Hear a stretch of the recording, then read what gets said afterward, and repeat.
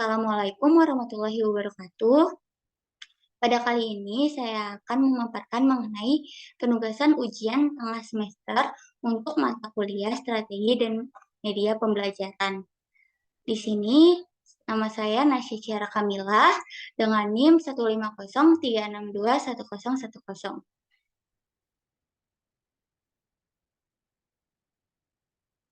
Nah, untuk mata pelajaran yang saya ambil adalah dasar-dasar konstruksi bangunan.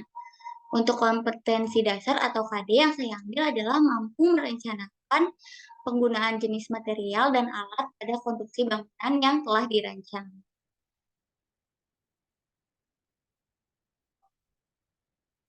Berikut adalah analisis isinya. Nah, pada tahap ini merupakan tahap perencanaan yang mana mengenai proses untuk membangun suatu bangunan. Ada beberapa hal yang perlu kita ingat dalam merancang struktur bangunan, yaitu ada pada pembebanan, kekuatan bahan, serta keamanannya. Dengan ini, siswa diharapkan dapat merancang dengan memperoleh sesuatu hasil rancangan yang optimal dengan pengerjaan yang efisien dan efektif. Nah, di sini akan dibahas mengenai konsep memilih sistem struktur serta konsep rancangan yang harus sesuai dengan struktur dari bangunannya. Pada mata pelajaran dasar-dasar konstruksi bangunan ini akan diterangkan mengenai konsep pemilihan jenis struktur bangunan dengan cara menganalisisnya. Dengan rancangan pembelajaran yang nantinya berupa banyak teori yang akan disampaikan oleh guru kepada peserta didik. Oleh karena itu, perlu adanya model pembelajaran yang tidak membosankan, serta membuat siswa mampu memahami dan menerapkan apa yang telah disampaikan oleh guru.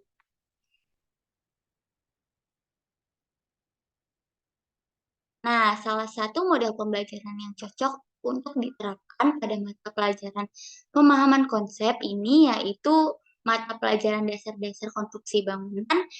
Kita bisa menggunakan model pembelajaran problem based learning yang merupakan suatu model pembelajaran dengan penerapannya secara inovatif dan modern sesuai dengan kurikulum saat ini dengan melibatkan siswa dalam suatu pekerjaan yang nantinya mereka itu akan dihadapkan oleh suatu permasalahan yang bisa dipecahkan secara mandiri maupun berkelompok. Selanjutnya terdapat sintaks untuk pembelajaran problem based learning. Untuk langkah-langkahnya yang pertama, orientasi peserta didik pada suatu masalah. Untuk aktivitas guru, guru pertama-tama akan menyampaikan masalah yang akan dipecahkan secara berkelompok. Masalah yang diangkat hendaklah konseptual, lalu masalah bisa ditemukan sendiri oleh peserta didik dan juga bisa ditemukan melalui bahan bacaan maupun media elektronik. Bisa di-searching melalui media elektronik. Lalu untuk aktivitas peserta didiknya, kelompok mengamati dan memahami masalah yang disampaikan guru. Atau bisa juga mereka memperoleh dari bahan bacaan atau media yang terkait dan disarankan. Lalu untuk langkah yang kedua, itu mengorganisasikan peserta didik untuk belajar. Nah, di sini aktivitas gurunya adalah memastikan setiap anggota paham akan tugasnya masing-masing. Untuk aktivitas peserta didiknya, nanti peserta didik akan berdiskusi dan adanya pembagian tugas dalam mencari data atau bahan-bahan maupun alat yang akan diperlukan untuk menyelesaikan masalah gitu. Oke, selanjutnya langkah selanjutnya adalah membimbing penyelidikan individu maupun kelompok. Di sini, aktivitas guru adalah memantau keterlibatan peserta didik dalam pengumpulan data maupun bahan selama mereka dalam proses penyelidikan. Nah, untuk aktivitas peserta didiknya, nanti peserta didik akan melakukan pendidikan. Pendidikan di sini adalah mencari data, referensi, ataupun sumber untuk bahan diskusi kelompok mereka. Lalu langkah selanjutnya adalah mengembangkan dan menyajikan hasil karya. Di sini nanti guru akan memantau diskusi dan melakukan bimbingan pembuatan laporan supaya karya setiap kelompok siswa itu siap untuk dipresentasikan.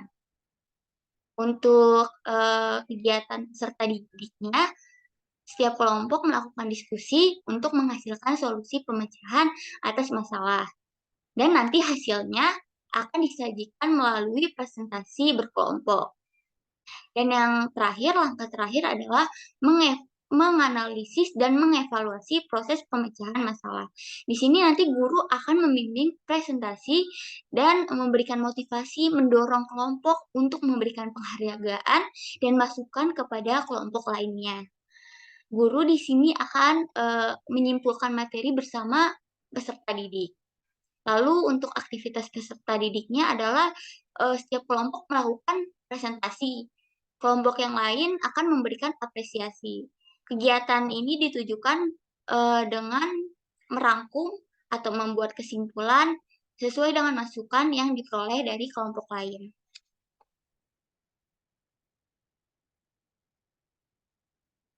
Alasan dan argumen.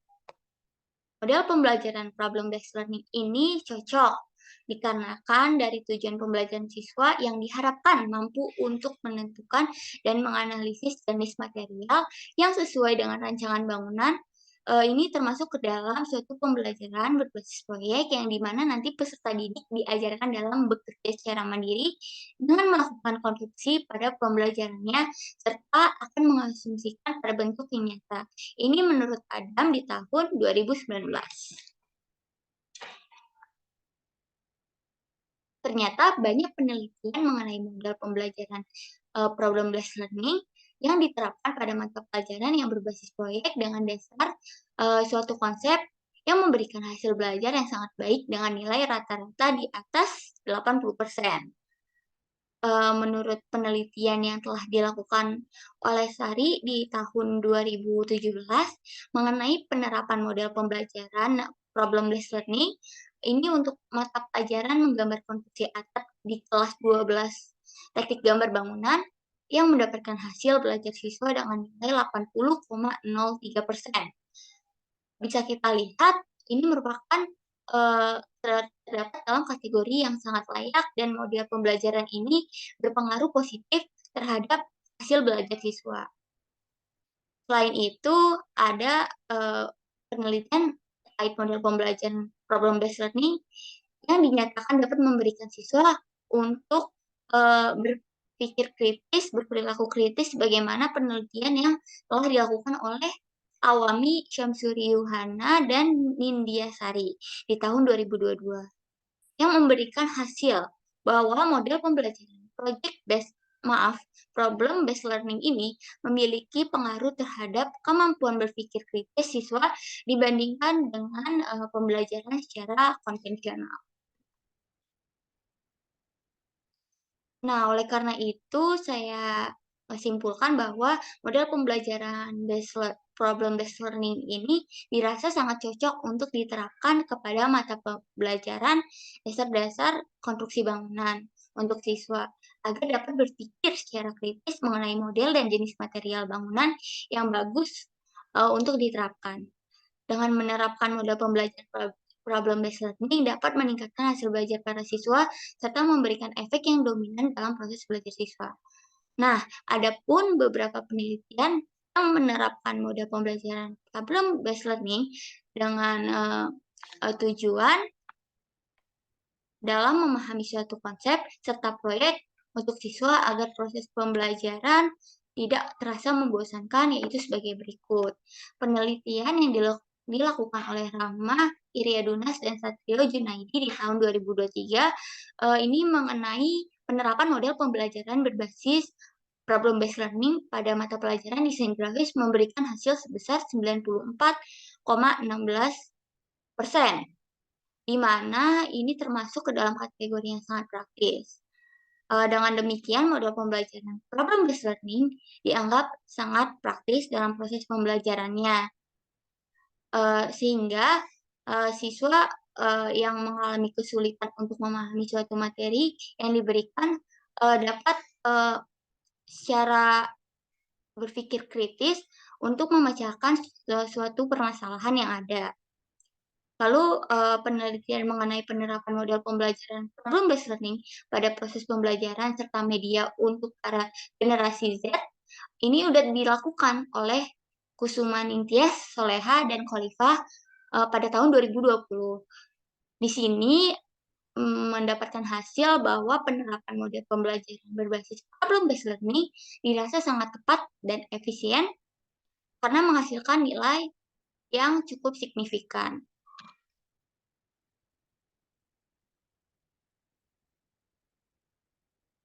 Penelitian lainnya juga dilakukan oleh Anwar, Yusri, dan Mantasya di tahun 2002 yang menghasilkan bahwa model pembelajaran ini juga memberikan hasil yang bagus terhadap motivasi dan skill belajar siswa.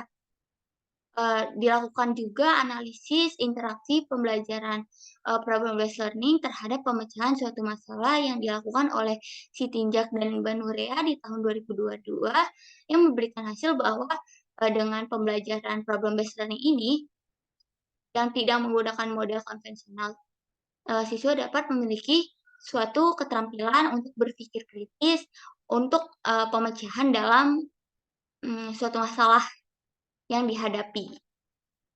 Lalu dari berbagai uraian yang sudah dijelaskan, yang sudah saya paparkan mengenai uh, penelitian terkait model pembelajaran problem based learning ini, ternyata cocok untuk diterapkan kepada konsep dasar konstruksi bangunan dalam tujuan mengajarkan siswa untuk memecahkan suatu proyek dengan menganalisis jenis material dan alat yang tepat untuk diterapkan pada rancangan bangunannya.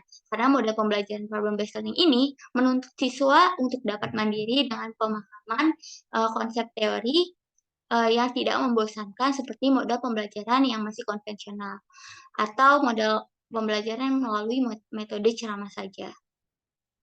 Jadi pada intinya model problem based learning ini cocok untuk diterapkan pada mata pelajaran dasar-dasar konstruksi bangunan di sekolah menengah kejuruan. Selanjutnya ini adalah daftar pustakanya.